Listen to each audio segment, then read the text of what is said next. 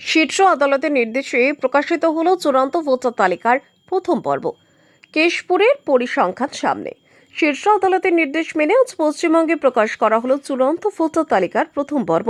নির্বাচন কমিশনের তরফে জানানো হয়েছে, এই তালিকার পর ধাপে ধাপে আরও অতিরিক্ত তালিকা প্রকাশ করা হবে, যেসব ভোটারের নামের পাশে শুনানির জন্য নোটিশ গিয়েছিল এবং বর্তমানে যাদের নামের পাশে বিচারাধীন উল্লেখ করা হয়েছে তাদের নথিপত্র যাচাই ও নিষ্পত্তির জন্য বিচারকের কাছে পাঠানো হয়েছে।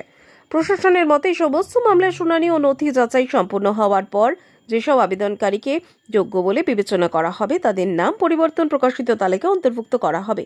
ফলে চূড়ান্ত তালিকায় এখনও কিছু পরিবর্তনের সম্ভাবনা রয়েছে। এদিকে পশ্চিম মেদিনীপুর জেলার কেশপুর এলাকায় প্রকাশিত তথ্য অনুযায়ী মোট 2,67,506টি কেস পর্যালোচনার আওতায় ছিল। এর মধ্যে যাচাই বাছাইয়ের পর এএসডিডি ক্যাটাগরিতে 185 জনের নাম বাদ দেওয়া হয়েছে। পাশাপাশি বর্তমানে 8,171টি কেস এখনও বিচারাধীন অবস্থায় রয়েছে।